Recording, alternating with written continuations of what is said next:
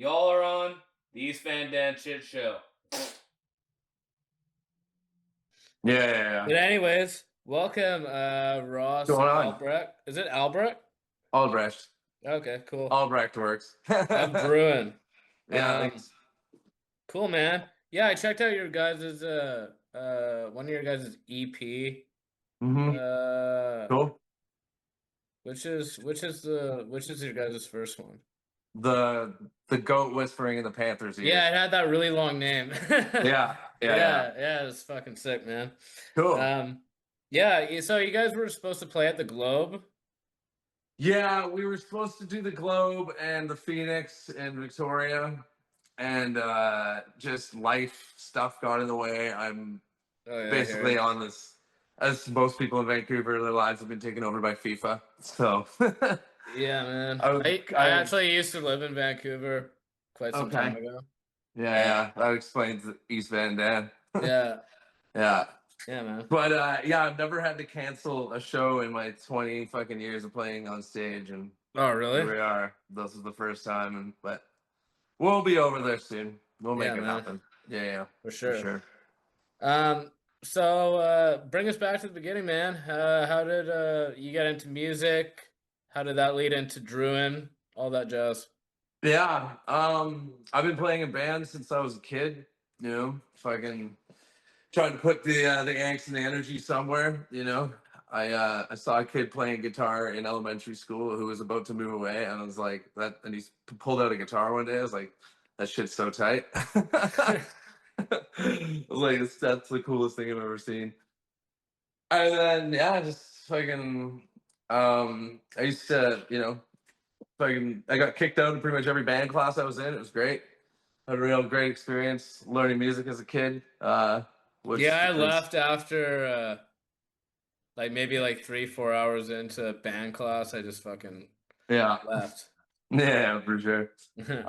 But yeah, I played in some bands in high school, and then in my 20s I started a band called the Nautilus, and we did a lot of really great shows and a bit of touring, opened for some really big bands that we very much respected, and then I moved to, then that kind of dissipated in its own way, and then I went on to start playing in a band called Balkan, who we've seen around still. I obviously don't play with them anymore, but those guys were really cool, and we had a good thing while I was with them.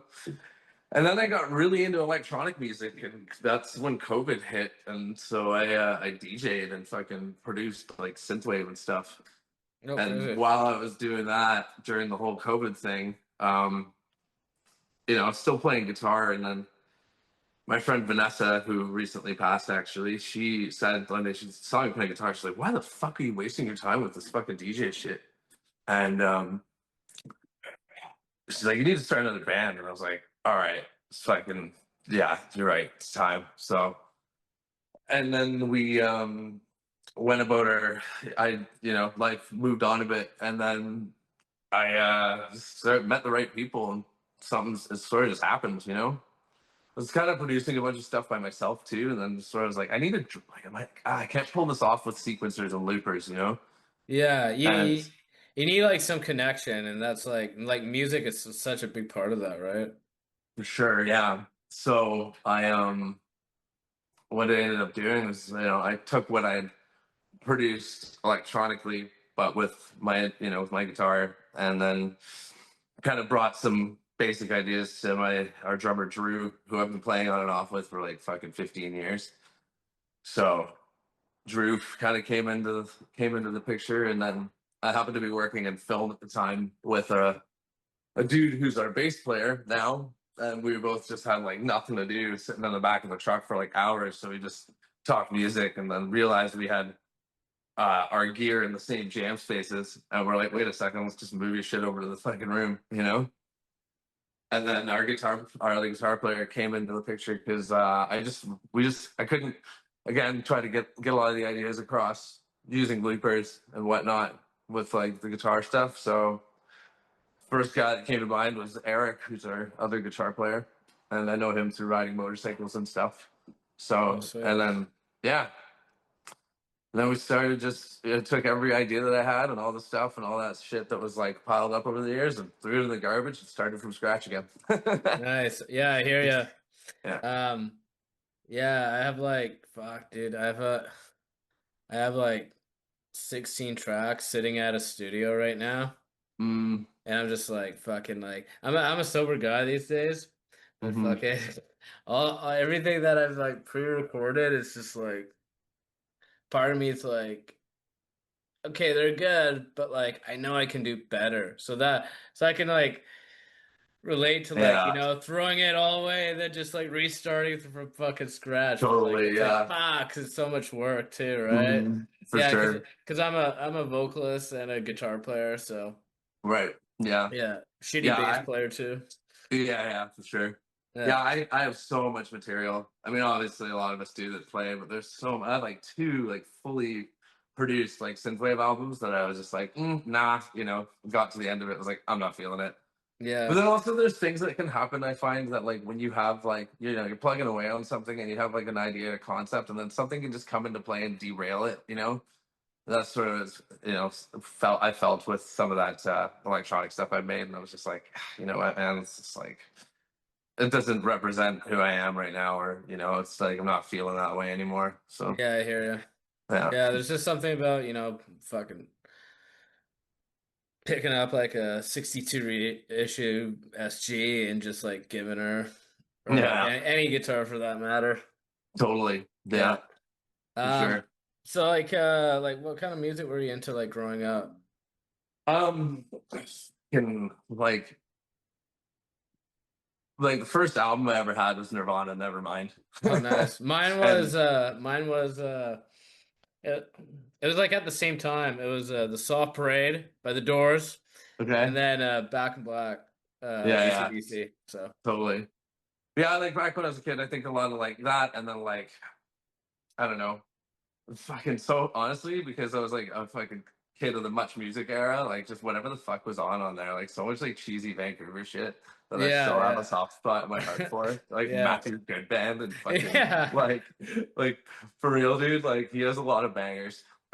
like fuck, what else? I mean, then I got really into Deftones, and like Deftones was a big one for me growing up, and still kind of is in a lot of ways. yeah. That You just know? like open your eyes to like a whole other different like Mm-hmm. world in music. I actually saw For the sure. Deftones back in it was a while ago.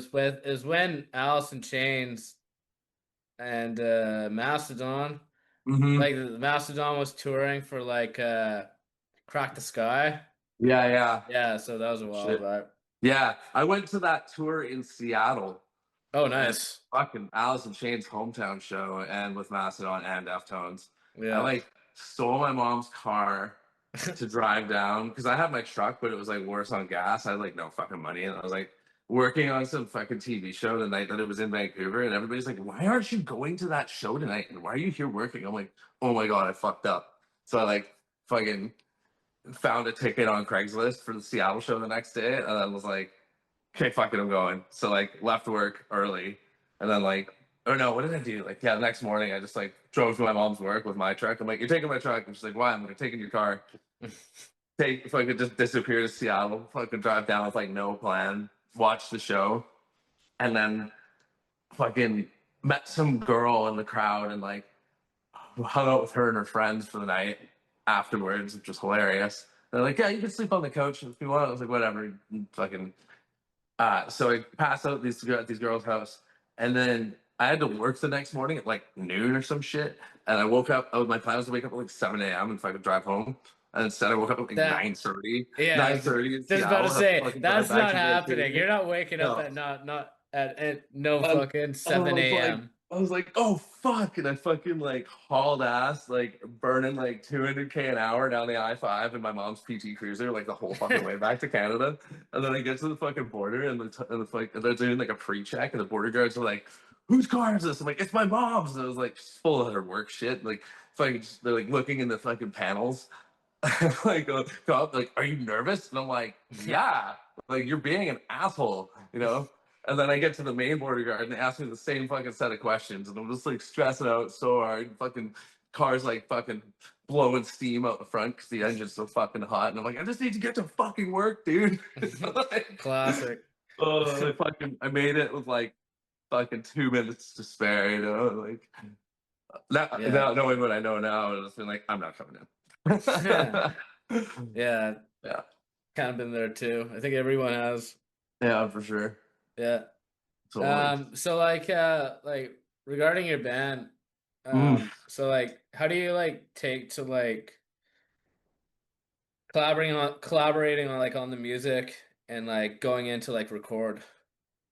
Um, I mean, we've been pretty like we work on things together a lot, especially my drummer and I. But you know, it's usually what mostly like ideas that my drummer and I are playing with, and then Red will come in and like make them weird, but like in a good way. He's our other guitar player, and then yeah, like it's we all kind of have our input, you know.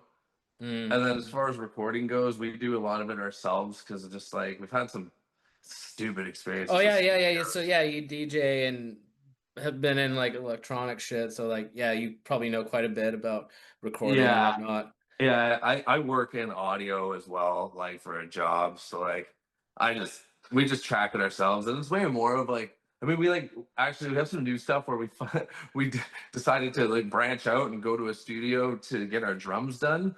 And then that ended up, we had a plan to do guitars, and then that fucking, the engineer we were working with just like pulled some fucking whack shit and was like, yeah, we're not going to be finishing your stuff. And it was just like immediately as if to prove the point of like I've why we do shit I've ourselves. been in that sort of situation before. It's fucking Yeah. weird.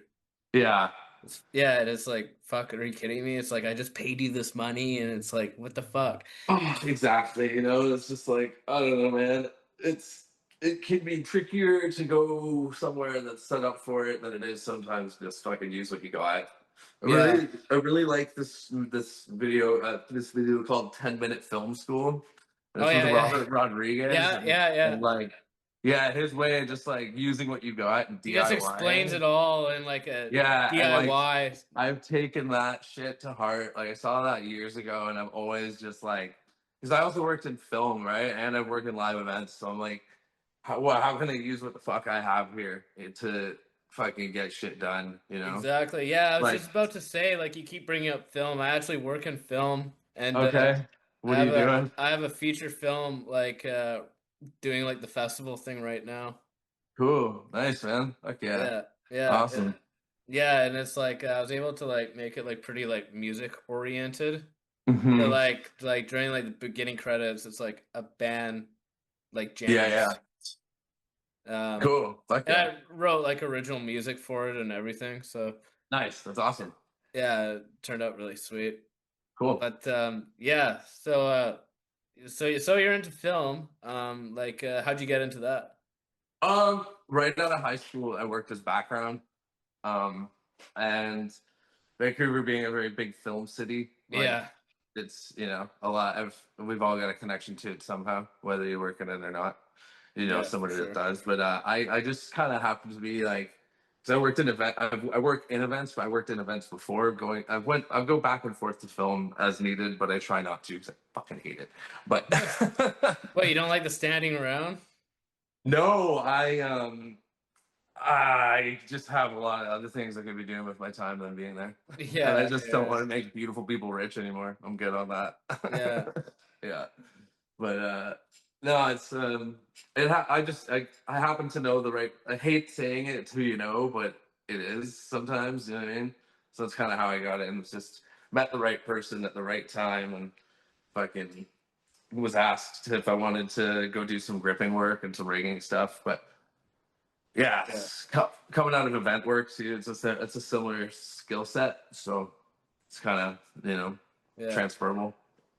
Mhm. yeah. Music's like, yeah, in contrast to like working in film, music is just like you just have your boys, you Totally. know, Hmm. rather than like, like in film you have like so many people that like you barely know, and it's like fucking there's like so much you're supposed to have like so much trust in each other, but that Hmm. never happens.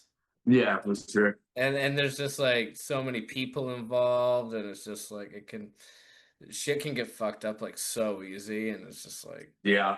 It's kind of what we treat with the band thing is like the more people we involve in our stuff, like we have our like core fam that helps us with things. Like 'cause we have the four of us that play, and then we've got our merch guy who does our art. Sorry, our art guy who does our merch. You know, nice. and then we got our bro that does our visuals because we have a big like display aspect to when you come watch us play live. Yeah. So you know that's our core fam. But like outside of that, as soon as we start involving other people, you know, we also have like our one of our really good friends who helps me with some of the engineering, and he usually mixes us when we play live.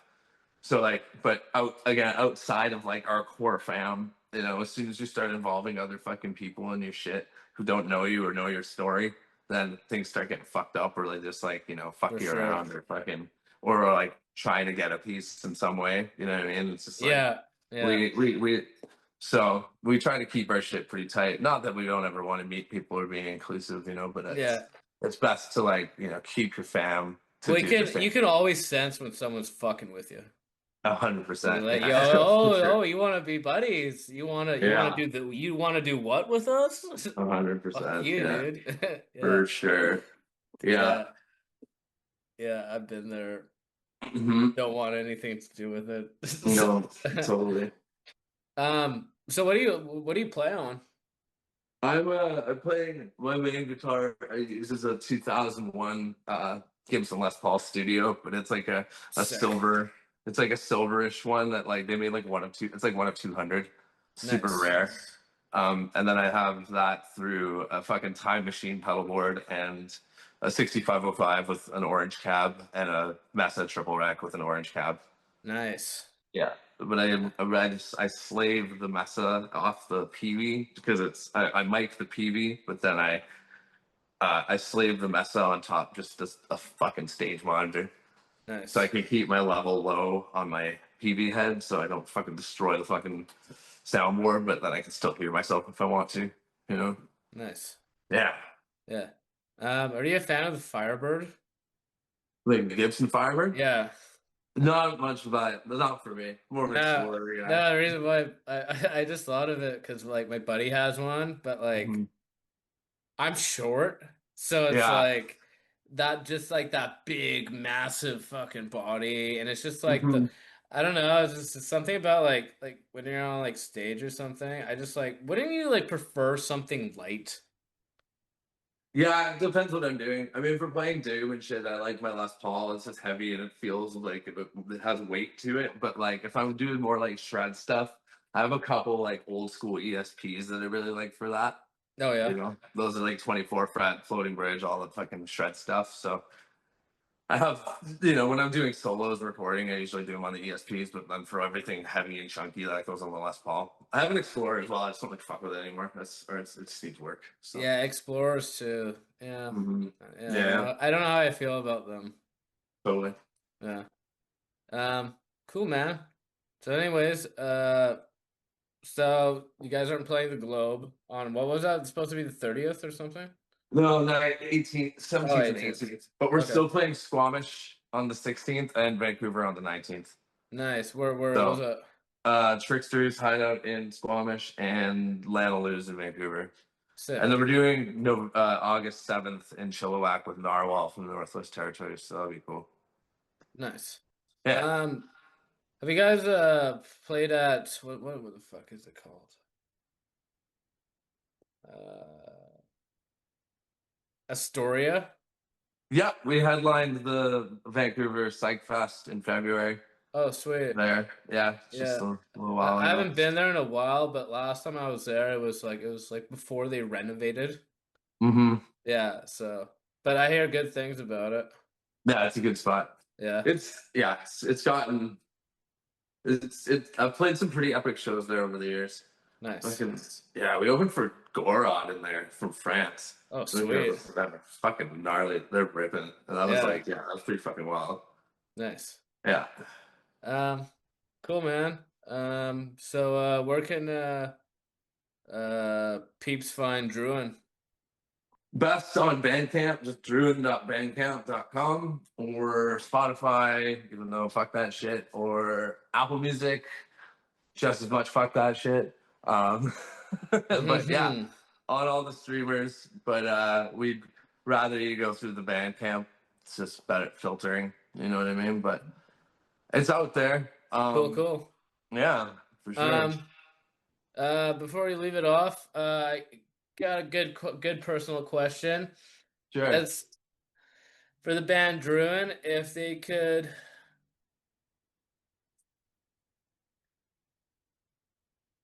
top three festivals, if you had the opportunity. To play? Yeah. Psycho Las Vegas, if it still existed. Okay, I never heard that one. Um, oh man, I went a few years. It was great. Um, I'd say Vakken because Okay. it's there's some connection to that, and fuck, I don't Hellfest. know. Hey, Hellfest Hell. would be pretty sweet. I think I'd rather do Vakken than Hellfest Oh though, yeah, because yeah, yeah. I would it's go. like Yeah, it's the same shit but just German, so therefore more fun. yeah. Um, and then maybe like the metal, like fucking 70,000 tons of metal or something would be hilarious, Nice. or Levitation in Austin. Yeah, Yeah. yeah. I like. I think I'd have to put Aftershock as number one for me. Okay. Yeah, because every year is just like fucking, just like dude, fucking Lamb of God, Bring Me the Horizon, fucking, and then we'll just throw in Metallica, Yeah. and Yeah. just like the Right. list goes on and on. Fucking Rob For sure. Zombie, yeah, Totally. yeah. Well, man, Ross, it Cool. was cool chatting with you, bro. Yeah, And man. For sure. Thanks for having me. yeah, no worries. I'll keep my eyes open for you. And Definitely. Yeah. yeah, I'll holler once we get some island shows booked, and we'll chat again. fuck yeah, dude. Cool, man. All right. Thanks for Cool, hollering. man. Okay, Thanks. we'll talk to you soon. Later, Okay. dude. Cheers. Bye. Peace.